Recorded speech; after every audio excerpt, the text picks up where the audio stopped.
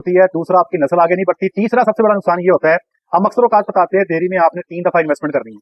अगर आपके बच्चे नहीं बच पाते तो ये इन्वेस्टमेंट 3 की बजाय 4 या 5 दफा भी करनी पड़ेगी। मिसाल के तौर पे अक्सर मैं साहिवाल उखाड़ा का जिक्र करता हूँ, वहां पर बीमारी मैंने ज्यादा देखी है बच्चों में भी और बड़ी गायों के अंदर भी।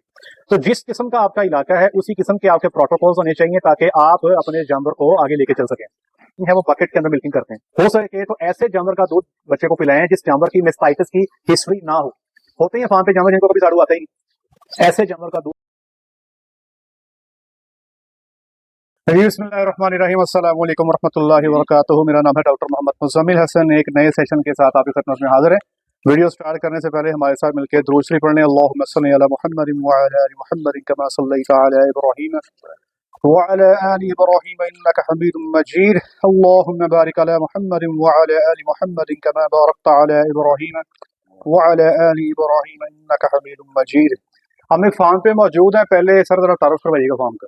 जी, हम ये लाहौर बाबू साहबू में लोकेशन है हमारी। ठीक है, मोटरवे के पास है। ठीक है जी। फार्म का नाम क्या सर? फार्म का नाम है ईमान डेयरी। ईमान डेयरी। हाँ। ये सेटअप में मौजूद है, ग्रोइंग सेटअप है, चीजों को आहिस्ता आहिस्ता बेहतरी की तरफ लेके आते जा रहे हैं। बहुत लकी हैं कि यहाँ लाहौर में डेयरी फार्मिंग जो बंदा कर रहा है वो समझ लें कि सोने के शहर में बैठा है, क्योंकि यहाँ पे हर लिहाज से डेयरी फार्मिंग करना बहुत सूटेबल है।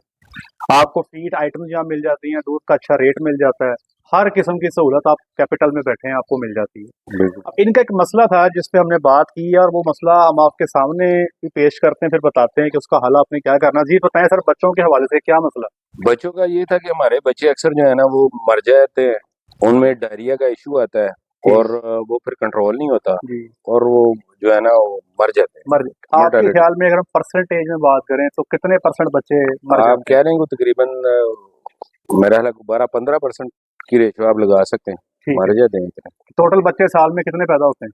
टोटल साल में को तकरीबन हमारे पास आए हैं 40 एक बच्चे। उन 40 में कितनी एक्सपायरी है? तकरीबन 12-13 जो है वो एक्सपायर हुए। हाँ, ये मैं आपको बताना चाहता हूँ ना कि परसेंटेज थोड़ी ठीक कर लें। ये सर तकरीबन 30% बनता है। 30% बनता है। हाँ, 30% तक एक्सपायरी बनती है कि 40 बच्चों में तकरीबन 12 बच्चे एक्सपायर हो जाते हैं।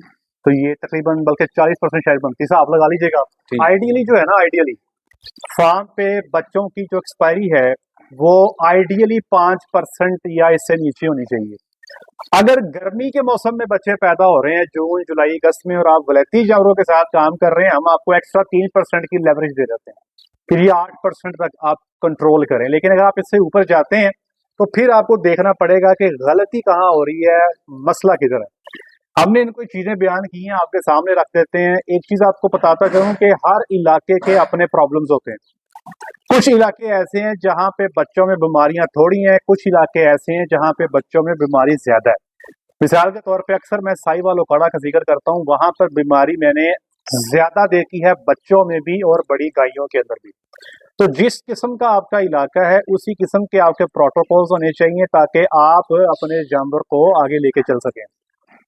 डेयरी फार्मिंग में अगर आप बच्चे नहीं बचा पाते, अब सीमन पे डेफिनेटली आप बड़ा खर्चा कर रहे हैं, ठीक ठाक खर्चा। अच्छी सीमन की डोज सेक्स सीमन 8,500, 9,000, 10,000 यहाँ पे गेम है। और जारी बात है कि कोई जानवर एक टीका लेता है, कोई 2 लेता है, कोई 3 लेता है, ये बड़ा खर्चे वाला काम है। तो इतना खर्चा करने के बाद भी अगर बाद में बच्चा पैदा हो और बहुत ही खास जानवर का बच्चा पैदा हो और वो एक्सपायर हो जाए तो फिर एक तो मायूसी होती है, दूसरा आपकी नस्ल आगे नहीं बढ़ती, तीसरा सबसे बड़ा नुकसान ये होता है, हम अक्सर औकात बताते हैं डेयरी में आपने 3 दफा इन्वेस्टमेंट करनी है। अगर आपके बच्चे नहीं बच पाते तो ये इन्वेस्टमेंट 3 की बजाय 4 या 5 दफा भी करनी पड़ेगी। इन्वेस्टमेंट तब तक जारी रहेगी जब तक आपके अपने फार्म के बच्चे मिल्किंग के अंदर नहीं आ जाते, तब तक आपको इन्वेस्टमेंट करनी ही पड़ेगी। अब कुछ पॉइंट्स हैं, इनके इश्यूज मैंने आपको बता दिए। तो याद रखें, बच्चे को जब भी डायरिया बनेगा वो कुछ मैनेजमेंटल प्रॉब्लम्स होंगे, कुछ आपके आप कह लेंगे डिजीज ओरिएंटेड प्रॉब्लम्स होंगे। उस पर एक प्रोटोकॉल मैंने इनको बना के दे दिया, मैं चाहता हूं कि आप भी सुन लें। अगर आपके पास भी प्रॉब्लम है कि बच्चे मर जाते हैं, सेक्स सीमन रखवाते हैं, महंगा सीमन रखवाते हैं, काबू नहीं आते, तो इसका मैं आपको हल देने जा रहा हूँ। सबसे पहले एक वैक्सीन आपको मिलेगी मार्केट से, स्कोर गार्ड के नाम से।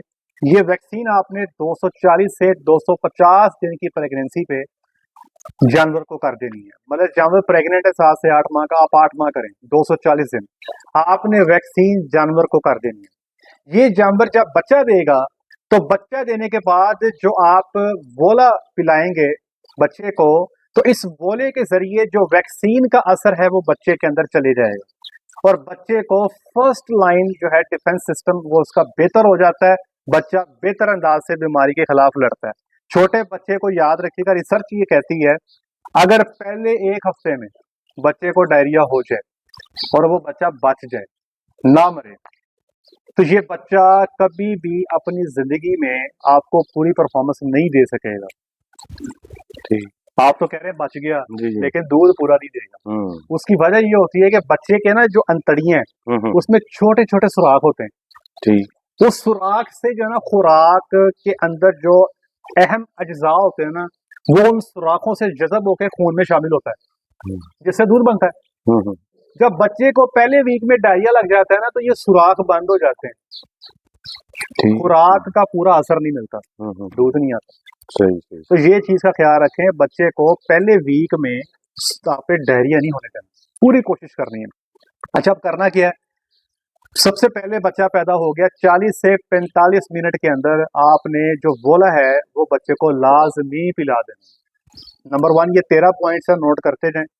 दूसरा पॉइंट ये है बच्चे को 3 दिन तक कम से कम उसकी माँ का दूध दें।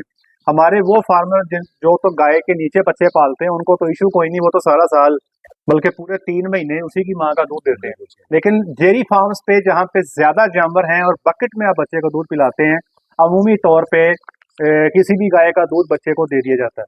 तो यहाँ पे कोशिश करें कि 3 दिन तक उसी बच्चे को उसी माँ का दूध मिले। 2 पॉइंट हो गए। तीसरा जो सबसे इंपॉर्टेंट चीज है वो है बकेट की हाइजीन। ये मैं आपके सामने रखना चाहता हूँ। ये बकेट है जिसमें दूध पिलाया जाता है। इसमें 2 चीजें मैं और रखना चाहूंगा। एक तो ये इसका वेल्व है, ये आप अगर गौर से देखें, जरा पास लेकर आए, ये वेल्व अगर आप देखें तो आपको साफ नजर आ रहा है कि इसकी सफाई नहीं है, ठीक है, बिल्कुल ये गंदा है। इसी तरह ये वाला हिस्सा अगर आप देखें तो इसके अंदर भी आपको जमा हुआ दूध नजर आ रहा है, ठीक है। ये 2 पॉइंट्स। तीसरे नंबर पे ये इसका निप्पल का सुराख चेक करें। ये 3 चीजें नोट कर लें। याद रखिएगा कि अगर आपके जिस बर्तन में आप बच्चे को दूध पिलाते हैं अगर वो साफ नहीं है तो आप जितनी मर्जी एफर्ट कर लें बच्चे को डायरिया से नहीं रोक सकते, उसको होना ही होना है। अब इसका तरीकेकार ये है कि जैसे ही बच्चे को दूध पिला लें, बच्चे को दूध पिलाने के फौरी बाद आपने बकेट को अच्छी तरह गर्म पानी से और ब्रश लेके साफ करना है। ये इतना साफ होना चाहिए, ये बकेट इतनी साफ होनी चाहिए कि अगर मैं आपसे कहूं कि बकेट साफ करके निप्पल से इसमें पानी डाल के आप पिए और अगर आप पी सकते हो तो ये साफ है। अगर आपको लगता है कि नहीं यार आपको हिचकिचाहट फील हो रही है तो समझे कि साफ नहीं है। ये ऐसे समझ लें कि फार्म पे खुरली इतनी साफ होनी चाहिए कि अगर आपको भी खुरली से आप गिलास पानी डाल के पीना पड़ जाए तो आप पी लें, हम कहते हैं साफ है। इसी तरह ये बकेट जो है ना, ये इतनी साफ होनी चाहिए कि इसमें पानी डाल के आपको सर्व किया जाए तो आप पी लें, आपको किसी किस्म की शर्मिंदगी ना हो, आपको हिचकिचाहट नहीं होनी चाहिए। दूसरे नंबर पे जो निप्पल का सुराख है, ये सुराख है ना, ये बहुत बड़ा है। इसमें जैसे ही दूध डालेंगे फौरी तौर पे इसमें से दूध लीक होकर बाहर आए। बच्चा जब दूध पीने लगेगा तो वो शक नहीं करेगा, पूरी तरह से उसके फेफड़ों में दूध जाने का इम्कान है। बच्चे की एक्सपायरी जो है एस्पिरेशन नमूनिया से हो सकती है।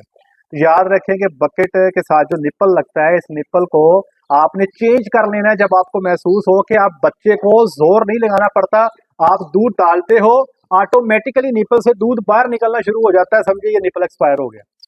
निप्पल इतना होना चाहिए, उसकी स्ट्रेंथ ये होनी चाहिए, अगर आप बकेट में दूध डालें तो निप्पल से बाहर लीक ना हो, ये इसकी स्ट्रेंथ ठीक है। बच्चे को जोर लगाना पड़े, जैसे बच्चा माँ के थन को जोर लगाता है तो उसके मुंह में दूध आता है, तो थोड़ा सा उसको जोर लगाना है। इससे क्या होगा, एक 2 फायदे होंगे। एक तो एस्पिरेशन नमूनिया नहीं होगा, दूसरा बच्चा जब जोर लगाता है ना तो थूक की पैदावार होती है, वो सलाइवा प्रोडक्शन बहुत ज्यादा होती है, बच्चे को इसमें एडवांटेज मिलता है, ठीक है जी। अगला पॉइंट है जनाब के इन बकेट निपल्स को आपने रूटीन से चेंज कर लेना है। मैंने आपको चौथी बात बता दी। 5वां ये है कि बेहतर ये है बच्चे को दिन में 3 दफा फीड करें बजाय 2 दफा फीड करने के। अब देखें ना, वलैती बच्चे हैं, इनके पास वलैती गाय हैं, हम 6 किलो तक दूध पिला देते हैं जब बच्चा 1 माह का या 1.5 माह का होता है। बच्चे के लिए 3 किलो एक टाइम पे और 3 किलो दूसरे टाइम पे डाइजेस्ट करना उतना आसान नहीं जितना 2 + 2 + 2 को डाइजेस्ट करना है। उसके ऊपर बर्डन कम आता है। 2-2 किलो करके उसको डाइजेस्ट करना आसान है, तो 3 दफा फीडिंग करें। और बच्चे को दूध जो है जैसे ही मिल्किंग हो तो फौरी तौर पे पिला दें। अगर हो सके, इनके पास बकेट जो मिल्किंग है वो बकेट के अंदर मिल्किंग करते हैं, हो सके तो ऐसे जानवर का दूध बच्चे को पिलाएं जिस जानवर की मेस्टाइटिस की हिस्ट्री ना हो। होते हैं फार्म पे जानवर जिनको कभी साड़ू आता ही नहीं, ऐसे जानवर का दूध निकाल के बच्चे को दें और फौरी दें, इंतजार नहीं करना। कई दफा मैंने देखा बच्चे ज्यादा होते हैं, मुझे पता है, मेरे पास ना बच्चे ज्यादा थे फार्म पे, 40 बच्चों को मैं दूध पिलाता था। तो 40 बच्चों को दूध पिलाने के लिए मुझे टाइम का तकरीबन 80 लीटर दूध चाहिए।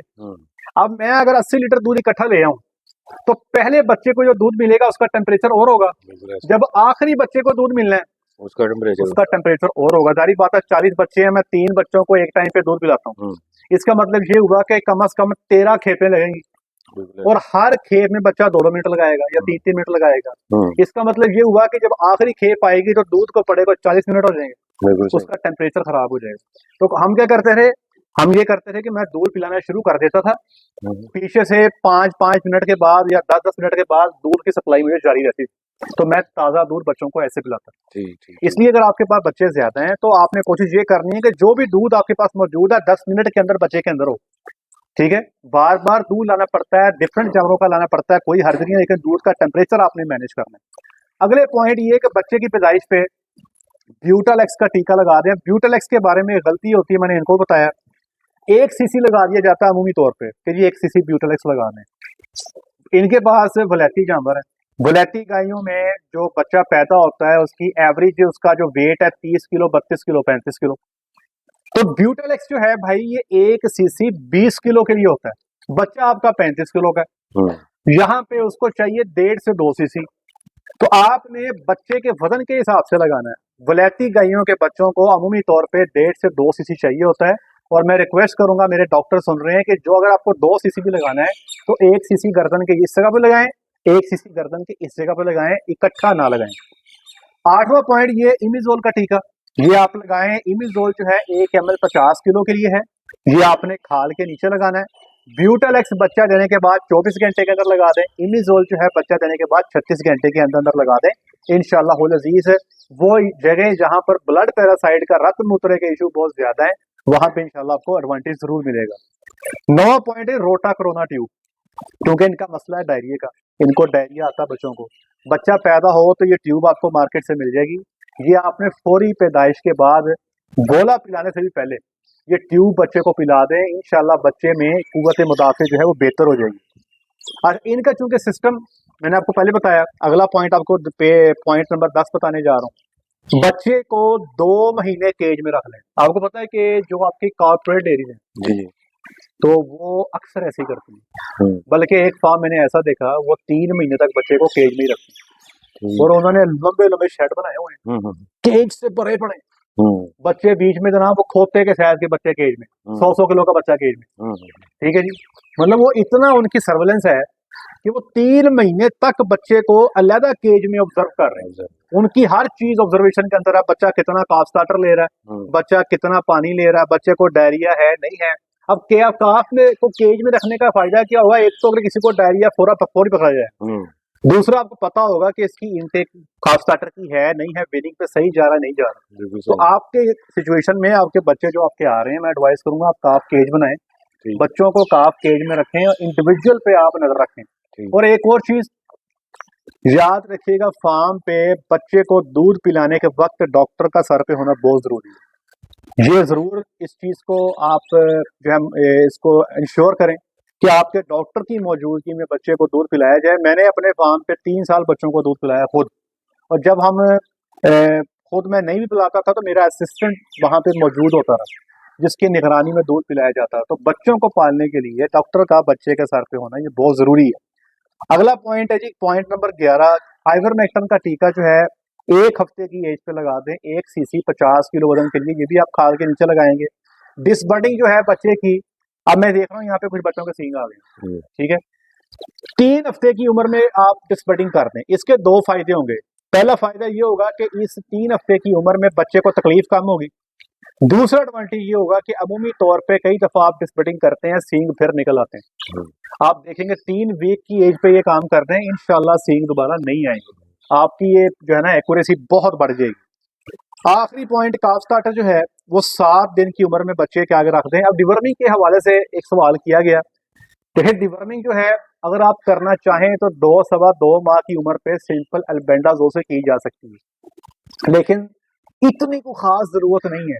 अगर आपने बच्चे को केज में रखा हुआ है, बच्चे को आप साफ सुथरा दूध देते हो, साफ सुथरा काफ स्टार्टर देते हो ना, तो फिर इसकी परेशानी की जरूरत नहीं है। बेशक आप डिवर्मिंग ना भी करें तो गुजारा हो जाएगा, लेकिन अगर करना चाहते हैं, फाइनेंशियली आपका फार्म स्ट्रांग है, तो करने में कोई हर्ज नहीं है। सिंपल अल्बेंडाजोल जो है कोई भी इंपोर्टेड ब्रांड लेके आप बच्चे को उसकी डिवर्मिंग जो है बच्चे को करवा सकते हैं। इंशाअल्लाह अज़ीज़ आप इन चीजों पे अमल पैरा हों, आप देखेंगे कि आपको रिजल्ट्स जो हैं ये बेहतर मिलेंगे और आपके बच्चे जो हैं ये आहिस्ता आहिस्ता बेहतर की तरफ जाएंगे। अभी आपके कुछ बच्चों के मैं पेट लटके देख रहा हूँ, ये भी नहीं होने चाहिए। जिस बच्चे का पेट लटक गया ना, वो समझो कि हाइट से भी गया, वो ग्रोथ से भी गया, वो दूध भी गया, बिल्कुल। चाहे फिर वो डार्क गोस्ट का बच्चा हो, चाहे वो कैप्टन जो दुनिया का मन्ना तन्ना बोल रहा है, चाहे उसका बच्चा हो, अगर आप उसकी इस तरह से सेवा नहीं करेंगे ना तो वो आपको रिजल्ट नहीं देगा, वो आपको देखने में कोई अच्छा कोई परचेज ही नहीं करेगा। कई सारे फार्मर ऐसे हैं वो ना बुल जो है या कोई अच्छा जानवर पाल लेते हैं, वो बाद में कहते हैं डॉक्टर उसकी नस्ल बड़ी है, ये बड़ा महंगा बेचेंगे। तो मैं फार्मर को एक बात पहले बताता हूँ कि इसने बिकना है अपने खदो खाल पे, बाद में रिकॉर्ड पे। कोई बंदा आपसे सिर्फ रिकॉर्ड दे के लल्लू सा बच्चा नहीं लेके जाएगा जिसका पेट लटका हो, दरमियाना सा कद हो, और आप कहेंगे इसकी माँ का 50 लीटर दूध है, बाप इसका कैप्टन, क्या बात है, कोई लेके नहीं जाएगा। बच्चा पहले अपने खदो खाल पे बिकता है, बाद में रिकॉर्ड पे बिकता है। ये दो चीजें पूरी हो तो बिकता है, वरना नहीं बिकता। तो ये पॉइंट्स हैं, इनको आपने जेहन में रखना है, ठीक है जी। इंशाअल्लाह अज़ीज़ आपका आप देखेंगे आपके जानवर अच्छे हैं, इनके आप सीमन भी अच्छे रखवा रहे हैं, ये नस्ल चलनी है तो आगे मसला आपका बेहतर होना है। दूध के पैदावार से जो है ना डेयरी में अगर आप रिटर्न और इन्वेस्टमेंट देखें ना, बात तो रिटर्न और इन्वेस्टमेंट की है ना कि 1 करोड़ की इन्वेस्टमेंट फॉर एग्जांपल है तो सालाना कितने पैसे बना रहे हैं, बिल्कुल ऐसे 20 लाख का रिटर्न है, 25 का है, 30 का है, 10 का है, 5 का है, या है ही नहीं। तो जब डेयरी को बंदा पहले साल एनालाइज करता है ना तो फिर वो बंदा सोच में पड़ जाता है कि यार इतना चंगा जी बैंक से पैसे रख लेते, जलील हो गए। लेबर की बकरी खच खच तो स्यापे बकरे, कभी डाक्टर कभी गांठ टेक गई, कभी कोई मसला, कभी कोई मसला, कभी डॉक्टर नस गया, कभी लेबर नस गई, मतलब स्यापे नु प्यार रहता है।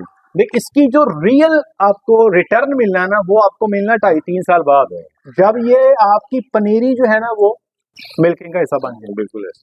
फिर आप देखेंगे कि आपका हार्ड स्पीड से ग्रो करेगा, फिर आपकी जो एसेट्स हैं वो आपके डबल ट्रिपल होते चले जाएंगे, फिर आपको ना मजा आने लग जाएगा, फिर आपको समझ आएगी कि ये जो अब रिटर्न और इन्वेस्टमेंट है ये बड़ा बेहतर आ रहा है। ये सब्र वाला काम है, लेकिन इसमें जो टारगेट्स है ना वो अचीव करने बहुत जरूरी है।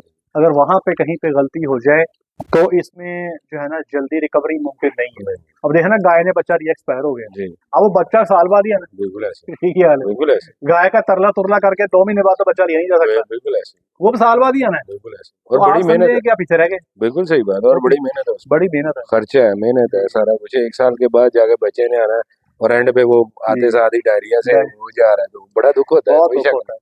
नस्ल भी जाती रहती है, बिल्कुल ऐसे, और हर्ड भी ग्रो नहीं करता, बिल्कुल ऐसे, और बार बार पैसे लगा के जानवर तो लिए नहीं जाते, बिल्कुल ऐसे। जी उम्मीद करते हैं कि आप अपने बच्चों में इन चीज़ों को इम्प्लीमेंट करेंगे, इंशाल्लाह आपके बच्चे अच्छी ग्रोथ करेंगे। हमें इजाज़त दें, अपना ख्याल रखें, 5 वक्त की नमाज बाजमात अदा करें। अस्सलाम वालेकुम रहमतुल्लाहि व बरकातहू।